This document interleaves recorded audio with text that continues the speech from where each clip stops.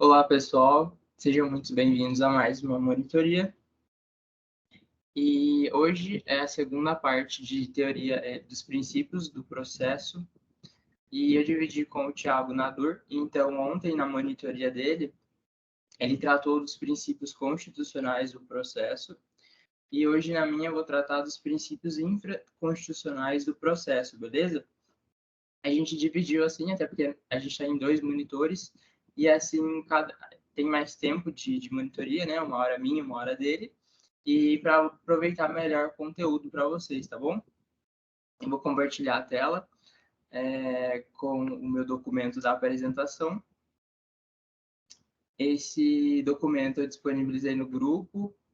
Se alguém não tiver, enfim, Drive que o Matheus criou também, onde ele coloca todos os arquivos que os monitores produzem, pode mandar mensagem para mim, pode mandar no meu Instagram, eu vou estar ajudando vocês.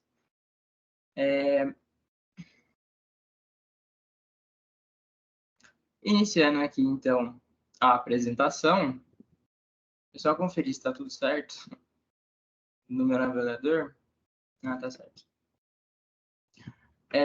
Vamos lá, então eu vou tratar nessa aula dos princípios infraconstitucionais do processo. Então, os princípios que não estão previstos na Constituição, por isso infraconstitucionais, que estão abaixo da Constituição, mas que estão previstos em leis federais, como, por exemplo, o Código de Processo Civil. Eu separei aqui, salvo engano, são 6 princípios, e ao final do material eu coloquei uma resolução de questão para a gente tentar fazer, então, uma fixação do conteúdo tratado. A matéria, você já sabe, é o fim de direito constitucional, que tem esse espaçamento, vocês começam com constitucional, vai para a teoria geral do processo e volta em constitucional. Eu usei a doutrina do professor Marcos Vinícius Rios Gonçalves, eu gosto da escrita dele. Também tem um pouco aqui de quando eu estudei pela Ada Pellegrini Grinover, então é meio misturado, mas a maior parte é do Marcos Vinícius. Então vamos lá. Primeiro princípio, o princípio da ação e, junto com ele, princípio do dispositivo e da demanda. O princípio da ação traz a ideia de que todo mundo tem o direito subjetivo de levar a sua pretensão, levar o seu suposto direito para que o Estado juiz decida aquele problema. Então, o princípio da ação traz a ideia de que todos nós temos o direito de demandar o Estado. No seguinte sentido, o juiz não vai sair por aí na rua procurando problemas para ele resolver. Ele não vai, então, por exemplo, sair na rua e encontrar comigo e falar, olha, juiz, eu estou com esse problema aqui, resolva. Não é assim, ele não tem essa iniciativa de resolver um conflito, de dizer o direito. O juiz, para ele resolver um problema, a gente tem que levar o problema até ele, porque traduz a ideia de que ele é inerte. O juiz está lá paradinho. Eu vou demandá-lo com o meu direito de ação, o princípio da ação, eu vou levar a minha demanda até ele, para daí então ele dizer o direito. Então, o princípio da demanda é isso, de que eu vou levar a minha pretensão, a pretensão é o meu suposto direito ao Estado juiz, o juiz é a representação do Estado, para que ele diga o direito, para que ele fale quem tem razão, quem tem o direito, quem não tem, ele resolva alguma situação no mundo das coisas. Em síntese, é isso. Então, o juiz ele não inicia um processo, em regra, por iniciativa própria. A gente tem que ir lá e levar para ele a nossa pretensão, o nosso direito, para que assim, então, ele resolva, ele diga o direito. Junto com o princípio da ação, tem o princípio do dispositivo e o princípio da demanda. Se a gente analisar a própria ideia de dispositivo, aquilo que está sendo disposto, limitado. O princípio do dispositivo traduz a ideia de que a matéria que eu estou levando para o juiz analisar, ela está dispondo do que ele tem que tratar. Ela está demandando limitadamente o assunto que o juiz vai ter que tratar daquilo que eu levei para ele. Ou seja, aquilo que eu levei para ele é limitado. O assunto que eu levei para ele se limita no dever que ele tem de tratar daquela matéria. Então, como assim? Se eu vou abro um processo pedindo para o juiz, por exemplo, sei lá, pensão alimentícia em face do meu pai, o juiz não pode, na decisão, na sentença, falar de uso capião de um bem imóvel. Veja que não tem nada a ver uma matéria com a outra. Eu estou dispondo ao juiz, eu estou demandando ele no assunto pensão alimentícia específico do direito. Então, ele tem que se restringir a tratar deste assunto e não de outros. Ele não pode tratar da uso capião, ele tem que tratar daquilo que lhe foi disposto, daquilo que lhe foi demandado. Então, quando eu exerço o princípio da ação, quando eu levo uma pretensão para um juiz, eu estou limitando, eu estou demandando o assunto que ele deve tratar. Em outras palavras, e de forma bem simples, eu estou limitando o assunto no qual o juiz deve dizer o direito, deve resolver aquela situação. Sim.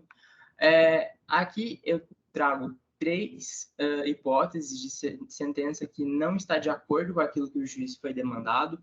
Não sei se a Luísa tratou isso em sala com vocês, é um pouco mais específico, então não se atentem muito a isso. Não entendi o que é uma sentença extra petita, é mais a título de curiosidade, vai que vocês veem alguma prova, algum concurso, tem uma noção geral, mas não fiquem muito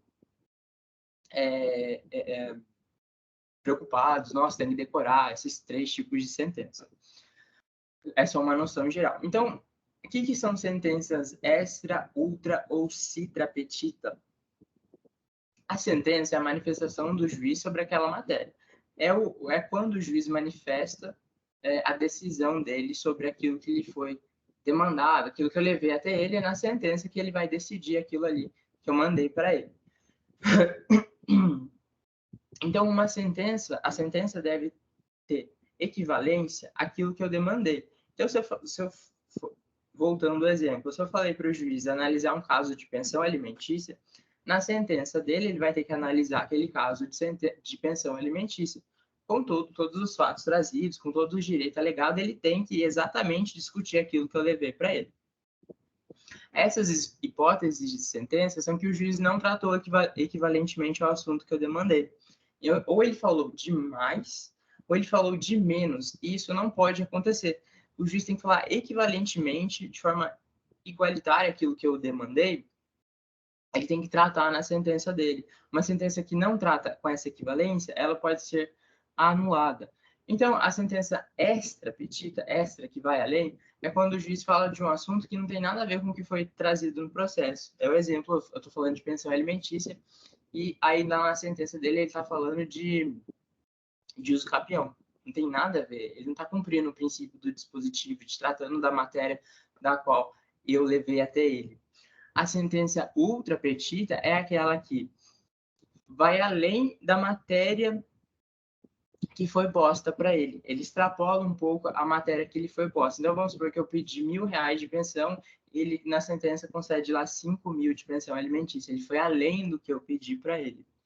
E a sentença citra petita é a que trata de menos do que aquilo que eu demandei. Então, algum assunto que eu levei até ele, ele foi omisso, ele não resolveu, ele não falou daquele assunto que eu demandei ele quando eu abri um processo.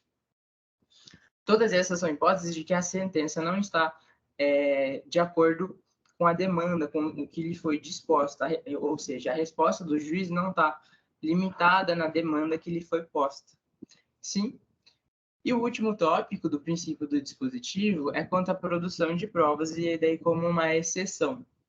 Enquanto no decorrer processual, tudo aquilo que eu levo para o juiz limita a atuação dele, na questão da produção de provas, o juiz ele tem autonomia. Então, ele vai decidir, baseado no a doutrina chama de princípio do inquisitivo, o juiz vai decidir as provas que ele achar necessárias para fundar aquele processo. Então, se ele achar necessário que tenha uma prova pericial naquele processo, ainda que as partes não tenham pedido, faça uma prova, nenhuma parte falou, o juiz faz uma prova pericial, mas ele acha necessário. Então, ele vai poder mandar que seja produzida aquela prova, porque, então, parte da ideia de que o juiz tem autonomia na decisão da produção de provas. O primeiro princípio já foi, que é o princípio da ação, demanda, dispositivo. Vamos para o segundo princípio, princípio da persuasão racional ou livre convencimento motivado do magistrado. Deixa eu só ver conferir se está tudo certo com a chamada. Ah, a Sara entrou. Bem-vinda, Sara. Qualquer dúvida pode ligar o microfone e me interromper aqui, que eu estou à disposição. O segundo princípio, Tá bom. imagina, é o da persuasão racional ou livre convencimento motivado do juiz. Esse princípio diz respeito ao modo como as provas vão ser analisadas pelo juiz.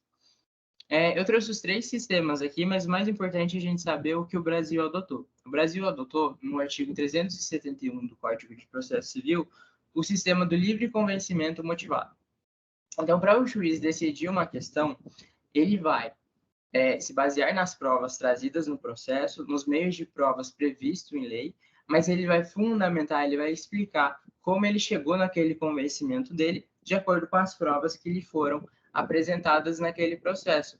Então, ele tem liberdade em informar o seu convencimento, em dizer quem tem o direito naquela questão?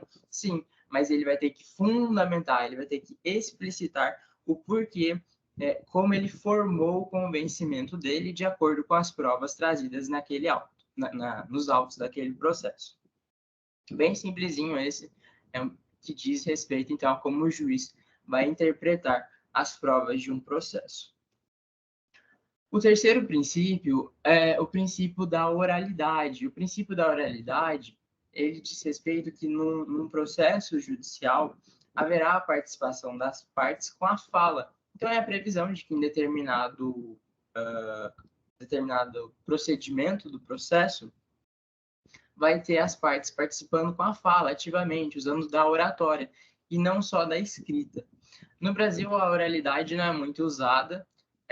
Se vocês já assistiram alguma série norte-americana de advogados, como Suits, ou então How to Get Away with Murder, como defender um assassino, a gente vê que eles estão toda hora lá na frente do juiz, eles estão falando, né, trazendo as provas, defendendo todos os argumentos deles majoritariamente estão na fala, e não muito em documentos escritos. No Brasil, é o contrário, a maioria dos nossos argumentos e procedimentos no processo, eles são em documentos físicos, né? Então, na escrita. Excepcionalmente, a gente tem a presença da oralidade, por exemplo, numa audiência de mediação, ou então numa audiência de instrução, que vai produzir ali provas no processo. Então, o princípio da oralidade, bem simplesinho, é que num processo, as partes vão participar em determinado momento usando-se da fala, da oratória. Desse princípio, decorrem 2 subprincípios, não são tão importantes, eu trouxe aqui para a gente saber, vai que cai alguma prova, acho que a Luísa nem deve ter dado enfoque neles. O primeiro seria da imediação, traduz a ideia de que o juiz ele vai falar com as partes, por exemplo, numa audiência, sem a intermediação de uma pessoa. Então, não tem que ter um terceiro ali, por exemplo, fazendo um telefone sem fio. O juiz tem que falar para esse mensageiro e esse mensageiro falar com a parte. Não. O juiz vai falar diretamente com a parte e a parte vai falar diretamente com o juiz. Imediação, de imediato. E o segundo é o da pessoa física do juiz. Esse princípio é atenuado, ele às vezes não é muito respeitado no Brasil, porque o próprio legislador previu exceções da aplicação dele. O princípio da pessoa física do juiz, ele traduz a ideia de que o juiz que faz uma audiência tem que ser o mesmo juiz que sentencia. Então, se eu participei de uma audiência com o juiz, produzindo provas, deveria ser esse mesmo juiz que participou da audiência comigo a proferir a sentença. Mas o próprio Código de Processo Civil prevê exceções em que não vai ser o mesmo juiz. Por exemplo, se ele for aposentado ou substituído, outro juiz no lugar dele que não participou da audiência vai proferir a sentença daquele processo. O mais importante é saber do princípio da oralidade, então, em que em alguns momentos especiais haverá a participação no processo das partes com a fala, com a oratória. Acho que esse é bem simplesinho, nem tem muito o que falar dele. Quarto princípio, o princípio da boa-fé e a boa-fé objetiva. O princípio da boa-fé objetiva, ele diz respeito ele traz a ideia de que as partes devem ter respeito ao processo. Então, todas as partes que participam daquele processo no Poder Judiciário devem respeitá-lo, devem agir de modo único a garantir que seja alcançado a sentença, a finalidade do processo, que seja alcançado o direito naquela parte de forma justa e efetiva. Então, todas as partes de um processo devem adotar atitudes que venham a respeitar o processo, o andamento do processo, e não venham, por exemplo, a querer atrasá-lo, ou então com outros objetivos, objetivos internos. Como assim?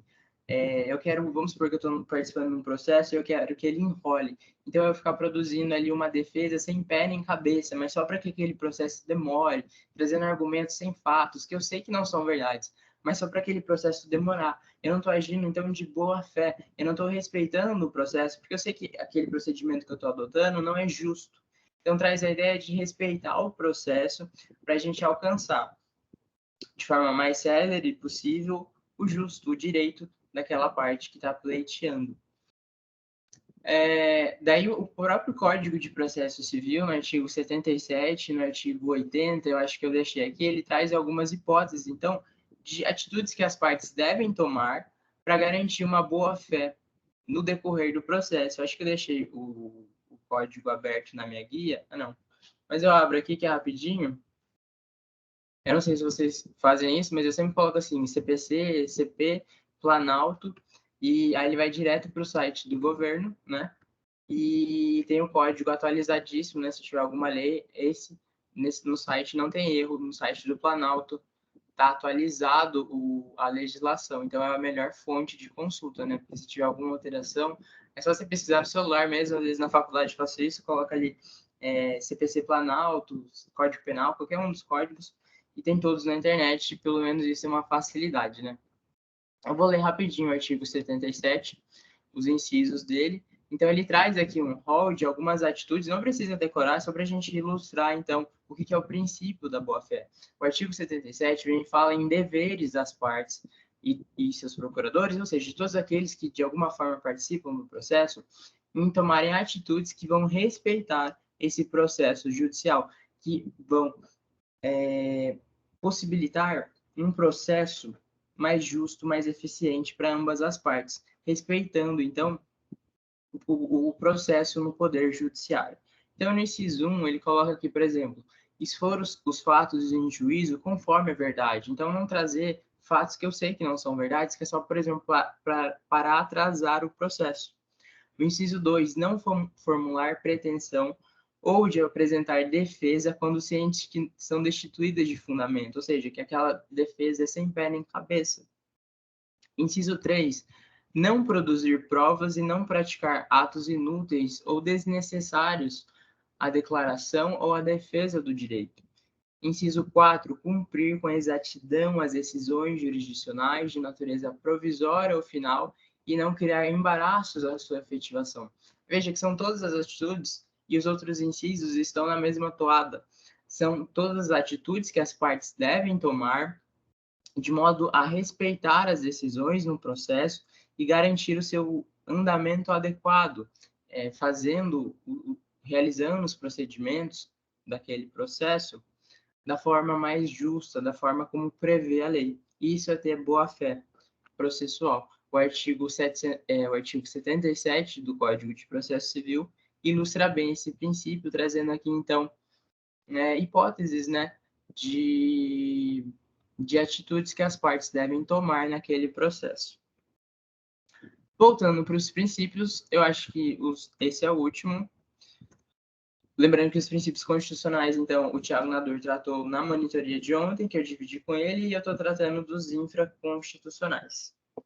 Sexto princípio, o princípio da economia e da instrumentalidade das formas. O que são esses dois princípios, né? Eles andam, assim, juntos, de mão dadas. O princípio da economia diz respeito de que, sempre que possível, deve ser adotado um processo, um procedimento mais econômico. Ou seja, que a economia diz a ideia de usar o mínimo possível de substratos e fornecer o máximo de efetividade a algo, né? Então, a ideia é de que fornecer o máximo direito com o mínimo de emprego das atividades processuais. Isso é algo econômico. Então, eu faço um processo mais rápido, mais célere, que não é muito enrolado, garanto o máximo de direito. Então, é um processo econômico, um processo que não enrola muito e garante o direito da pessoa, porque o processo, o fim do processo nada mais é do que garantir o direito daquela pessoa. Ninguém inicia uma ação, vou lá iniciar uma ação porque eu quero participar de uma audiência. Não, ninguém inicia um processo porque quer participar dele, porque quer que seu direito seja restabelecido, seu direito seja reconhecido. Então, que seja baseado o processo civil, na verdade, todos os processos, né, de forma, sempre que possível, na economia, com o mínimo de emprego de atividades processuais e alcance máximo ao direito pretendido. Um exemplo é a figura dos juizados especiais. A gente tem a previsão legal dos juizados especiais cíveis. Então, tem uma lei específica que vai garantir um procedimento específico para causas que, salvo engano, de até 40 salários mínimos e que tenham direitos de cunho patrimonial econômico, direitos disponíveis. Então, se eu tiver uma causa ali, por exemplo, uma reparação de dano, então alguém causou um dano para mim de 20 mil reais e eu quero cobrar ele na justiça, eu posso ir até um juizado especial civil, que ele vai me garantir um processo mais rápido. Isso é uma opção da pessoa, ela pode ir na justiça comum, mas ela pode ir no juizado especial civil.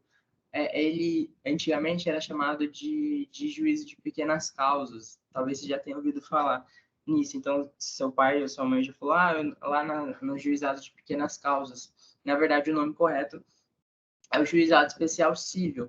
E traduz a ideia, 40 salários mínimos, então são causas pequenas, de menor valor econômico, que eu posso me valer desse procedimento. E é muito mais rápido, tem muito menos formalidades do que o processo comum. Né? A justiça comum ela é um pouco demorada, todo mundo comenta isso, um processo judicial demora anos. Sim, às vezes um processo comum demora alguns bons anos para a gente chegar até a sentença definitiva do juiz. O juizado especial vai nesse sentido de trazer economia em demandas mais simples, de modo a garantir mais rápido o direito da parte, que é o objetivo do processo, né? Garantir o direito de quem está pleiteando, reconhecer ou não o direito daquela pessoa. Então, a figura dos juizados especiais cíveis, por exemplo, traduz essa ideia de economia, porque o juizado especial civil é muito mais rápido, ele tem muito menos formalidades do que o processo comum. E o segundo subprincípio, que anda junto com a economia, é o da instrumentalidade das formas. O princípio da instrumentalidade das formas foi acolhido no artigo 188 do Código de Processo Civil. Ele diz respeito que a ideia de que o processo ele não é um fim em si mesmo. Então, de novo, eu não abro um processo porque eu quero participar de uma audiência. Eu abro um processo porque ele é um meio para eu garantir o meu fim. Qual que é o meu fim? O reconhecimento do meu suposto direito, aquilo que eu estou alegando para o juiz ser meu direito. Então, todos os atos desse processo são formas que são formas que, de modo a instrumentalizar o meio pelo qual eu vou atingir a finalidade, que é o meu direito. Então, o processo em si, ele é um meio para eu chegar até o fim, que é meu direito. Tendo isso como base, o princípio da instrumentalidade das formas traduz a ideia de que, em alguns casos, se eu não cumprir determinada formalidade prevista em lei, então, ainda que eu não cumpra determinada formalidade prevista em lei específica, eu posso tê-la como feita, tê-la como concluída de modo não previsto, não especificadamente previsto em lei. Como assim? O artigo 188 prevê que o ato que não respeita determinada forma processual prescrita em lei, mas que tenha atingido o mesmo fim, não será invalidado, salvo a exceção de que se a lei declarar expressamente exigido aquela formalidade para a prática do ato específico. Então, entendendo que um processo é um meio pelo qual eu vou garantir o direito da parte que pretende, talvez se eu não realizar determinada forma específica prevista em lei, ainda não da forma específica que a lei preveu, eu vou considerá-la como válida, porque eu atingi o meio que aquela forma previa. Então, o exemplo mais fácil da gente entender essa instrumentalidade das formas, ou seja, de que todos os atos do processo são instrumentos para eu garantir o fim, que é o direito, é da citação. Então, quando eu inicio um processo, a outra parte tem que ser devidamente citada, ela tem que ter ciência daquele processo para ela poder participar dele. Então, o juiz vai mandar que aquela parte seja citada, a outra parte do processo seja citada, seja por oficial de justiça, por correio, ele vai mandar que que o réu seja citado por algum modo. Só que vamos supor que o réu foi devidamente, o juiz mandou que ele fosse citado, só que o réu ainda não foi citado e ele comparece ao fórum e fica sabendo da existência de um processo que ele tem lá. Veja que ele não cumpriu a formalidade prevista em lei. Então, não foi um oficial de justiça que o notificou, não foi uma carta do correio que realizou a citação dele. Mas, na verdade, foi quando ele foi lá no fórum e tomou ciência do processo que havia contra ele. Então, eu vou considerar como se ele fosse citado. Porque a ideia da citação é cientificar o réu para ele participar daquele processo. Aí a lei prevê formas específicas, instrumentos para eu realizar aquele ato de citação. Seja, então, por exemplo, um oficial de justiça indo até a casa da pessoa, seja uma carta dos Correios com aviso de recebimento, para chegar ao fim, que é a cientificação do réu. Só que quando ele foi lá no fórum, ele tomou ciência do processo, ele atingiu o fim. Qual que é o fim de toda essa forma que o legislador preveu, do oficial de justiça, da cartinha do correio? Cientificar. Se ele foi lá no fórum e tomou ciência, eu atingi o mesmo fim. Então, ele chegou ao fim daquele processo, daquela forma, a finalidade que aquela forma tinha, que era de cientificar o réu para que ele participasse, então, daquele processo. Ou seja, em linhas gerais, a instrumentalidade das formas vai considerar válido atos do processo em que não foram cumpridas as formas específicas previstas em lei, desde que o legislador não prevê que isso seja imprescindível para aquele ato. E a gente tem para gravar isso o exemplo da citação. A forma de citação geralmente é o oficial de justiça ou uma cartinha do correio. Mas se a pessoa vai lá no fórum e fica sabendo do processo, eu vou considerar ela como citada. Não cumpri a formalidade prevista em lei, mas eu cumpri a finalidade do dispositivo, né? Que é trazer ciência ao réu de que ele tem que participar daquele processo, que ele deveria participar daquele processo. Beleza? Deu para entender, Sara? Você que está aqui participando da live? Tranquilo. Tranquilo? Sim, eu estava com dúvida mesmo no princípio da economia, mas pode falar. Muito obrigada. Deu para entender o princípio da economia? Deu, acho que era um dos que estava mais com dúvida, sabe? Você conseguiu tirar sua dúvida certinho? Sim, perfeitamente. Tá, joia. O princípio da economia, então, é eu empregar o mínimo de atos processuais, quando possível, e o máximo direito. Então, que eu entregue um processo mais rápido, mais econômico, que eu gaste menos momentos processuais, um processo é bem enrolado. Então, a ideia é que esse processo seja mais rápido para eu garantir o direito daquela pessoa. Essa é a ideia da economia. Beleza? Entendi. Beleza. Aí você tinha falado... Oi? Desculpa. Não, pode falar. Que não se usa, né, mais o termo de pequenas causas. Qual que é o outro termo que usa atualmente mesmo? O termo é que juizado de pequenas causas ficou popular entre a população, né? Então é meio que um costume, por exemplo, nossos avós talvez falavam, é o juizado de pequenas causas. O nome correto é juizado especial civil. E tem o juizado especial criminal, mas o mais comum, o da pequenas causas, é o juizado especial civil. Esse é o nome técnico, é o nome correto dele. Perfeito. Eu já anotei aqui. Obrigada, Tá, viu, Natan? Eu deixei no final uma questão, essa aula ia ser mais rapidinha, porque eu dividi com o Thiago e tal. E aí só tem uma questão aqui de fixação, eu vou resolver ela e aí já acabou a monitoria de hoje. Os princípios são mais rápidos, então acho que por isso que acabou mais rápido, mas deu para entender direitinho, né, Sara? Você que está aqui pode dar opinião sobre isso? Eu sim. Beleza. Perfeito. Tá, então vamos fazer essa questão aqui que mescla 3 princípios no texto dela, e eu achei bem útil para fixar a ideia desses princípios. Então, eu trouxe uma questão de juízo de direito substituto da Banca Vunesp em 2016 para o Tribunal de Justiça Militar. Então, é uma questão aí de concurso público de juiz que trata bem dos princípios processuais. Eu acho que vai dar para a gente fixar esses conteúdos. Ela pede para a gente assinalar a alternativa correta. Então, aqui vai aparecer a resposta, mas enfim. Finge que não está vendo a resposta lá no final. Na alternativa A, ela coloca assim: a garantia do contraditório participativo impede que decisão ou se conceda tutela antecipada contra uma das partes sem que ela seja previamente ouvida. A ideia da decisão surpresa.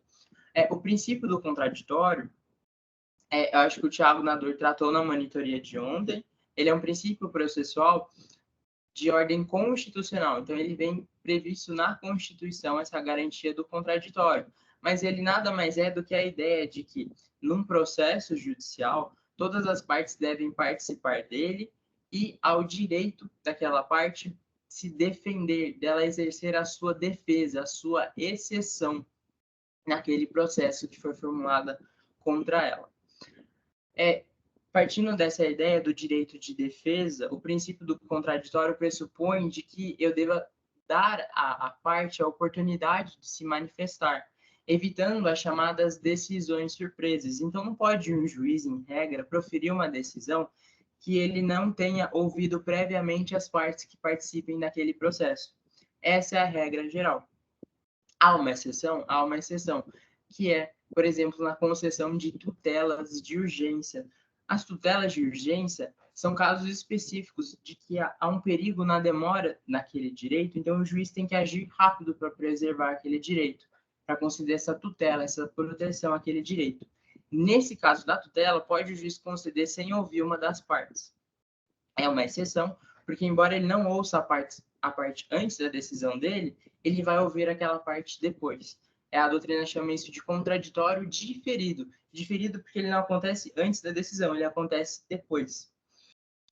Então, entendendo, contraditório, voltando para a alternativa A. Por que ela está errada? A alternativa A está errada porque ela fala que o contraditório proíbe que o juiz conceda uma tutela antecipada para uma parte no processo. Errado. O juiz, em caso excepcional, pode conceder uma tutela antecipada para a parte no processo sem ouvi-la previamente, embora ele vai ouvi-la depois da concessão da tutela. Então, por conta disso, A está errada. O juiz pode sim conceder tutela antecipada na qual ele não ouça a parte contrária previamente, embora ele vá escutá-la sim, garantindo o contraditório depois da decisão dele. Então, alternativa A, incorreta. Alternativa B. A boa-fé no processo tem a função de estabelecer comportamentos probos e éticos aos diversos personagens do processo e restringir ou proibir a prática de atos atentatórios à dignidade da justiça. A alternativa B está correta. Então, a boa-fé, o princípio da boa-fé, traduz a exata ideia de que as partes devem respeitar aquele processo, de modo a empregar atitudes em acordo, em respeito ao processo, que não tem segundas intenções por trás das atitudes daquelas partes. São comportamentos probos e éticos porque eles são de acordo com o que a lei prevê, com as atitudes que as partes devem ter em um processo. A alternativa B está correta. Vamos ver por que a C e a D está incorreta, porque, como é uma questão, é importante a gente saber, então, qual que é a correta e, especificadamente, por que as outras não estão corretas. C. O princípio da cooperação atinge somente as partes do processo que devem cooperar entre si para que se obtenha em tempo razoável decisão de mérito justa e efetiva. Por que a alternativa C está errada? O princípio da cooperação não atinge somente as partes do processo.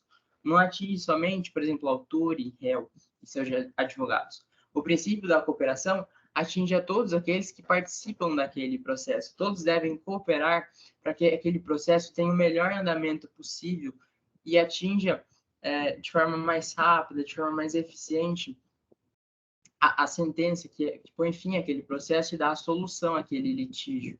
Então, o princípio da cooperação, por exemplo, não faz só as partes autor e réu daquele processo, cabe também, por exemplo, ao juiz. Então, no exemplo, quando eu falei de princípio da cooperação, eu tratei de que o juiz deve esclarecer eventuais dúvidas às partes que participam daquele processo, garantindo, então, uma cooperação para que todos participem ativamente naquele processo e cooperem entre si e se ajudem entre si para garantir, então, uma prestação jurisdicional mais rápido, que aquele processo se dê um andamento melhor, não seja conturbado, não seja lento, por exemplo. Então, a cooperação é para todos aqueles que participam do processo e não somente para as partes autor e réu. Por isso, a alternativa C está incorreta. E, por fim, a D. Será possível, em qualquer grau de jurisdição, a prolação de decisão sem que se dê às partes oportunidade de se manifestar, se for matéria do qual o juiz deva decidir de ofício. De novo, a alternativa D fala do princípio contraditório, um princípio processual de natureza constitucional, e ela está errada por quê? Porque em qualquer grau de jurisdição, e ainda que seja uma decisão de ofício, a decisão de ofício do juiz é aquela que ele não tem que agir provocado por uma parte. Ele pode tomar a iniciativa, ele pode agir por si só para decidir determinada matéria. Então, numa decisão de ofício, até mesmo numa decisão de ofício, em respeito ao contraditório, o juiz deve ouvir as partes previamente que participam daquele processo.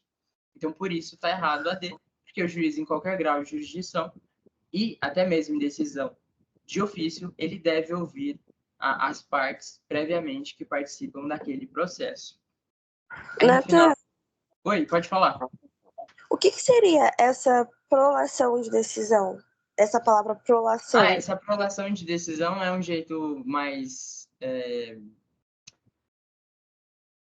como chama? Um jeito mais sofisticado de dizer sentença. Prolação é de emitir. E emitir uma decisão. Como ele está falando de um ato de um juiz, emitir uma decisão, quando o juiz emite uma decisão, ele está emitindo uma sentença. A sentença é o ato pelo qual o juiz decide, ele manifesta alguma decisão. Então, prolação de emitir, e a decisão é a própria sentença. Quando o juiz, geralmente, toda decisão de um juiz está manifestada numa sentença. Então, quando ele está falando aqui que o juiz vai prolatar uma decisão, é que o juiz está emitindo uma sentença. Ele está decidindo alguma matéria. É a mesma coisa da profira decisão. Essa prolação é proferir. E decisão é a ideia de sentença. Ou pode não ser uma sentença, pode ser uma outra decisão no curso do processo. Mas é uma decisão aí feita pelo juiz. Sim? Entendi, obrigada. Que eu faço um glossário, aí para palavras que eu não conheço, eu gosto de colocar para caso cair em alguma. Isso é muito bom, porque no processo tem várias palavras, termos técnicos, né, que confundem a gente. Acho que a Luísa até que falou isso, né? Sim, sim. Para criar ela fala para a gente criar um glossário. Então, prolação é da mesma ideia de proferir, tá? Como um sinônimo ali de proferir e proferir uma decisão. Aí no final aqui eu comentei, né, a resposta de cada questão, para quando vocês forem estudar sozinhos, enfim. É isso, a monitoria de hoje acabou mais cedo do que o esperado, mas é porque acho que a matéria, esses princípios são um pouco mais... É uma matéria um pouco mais rápida, uma matéria um pouco mais simples, né? Não guarda grande complexidade, mesmo entender a ideia do que os princípios trazem. Eu espero que vocês tenham gostado, em especial a Sara, que está aqui me acompanhando. E qualquer dúvida, estou à disposição, pode me mandar no grupo, pode me mandar no meu WhatsApp pessoal, pode me mandar no Instagram. Qualquer dúvida de constitucional, de teoria geral do processo, ou enfim, até outra matéria, se vocês quiserem mandar, pode mandar, eu tento ajudar no máximo que eu conseguir. Também das matérias que o Thiago ficou encarregado, que eu dividi com ele, se tiver alguma dúvida dos princípios constitucionais, pode mandar para mim, eu explico, eu tenho material disso também. E a intenção mesmo da monitoria é ajudar vocês no máximo que a gente conseguir. Então, me coloco totalmente à disposição. Obrigado pela participação, Sara. Qualquer dúvida, se quiser mandar um feedback também, pode ficar à vontade. E é isso. Matheus, muito obrigada pela aula, viu? Gostei bastante. E cessou algumas dúvidas minhas que eu tinha, de fato. Até a Que bom, próxima. fico feliz. Até semana que vem, se você puder vir, eu agradeço. Tchau. Tchau, pode deixar. Tchau, pessoal.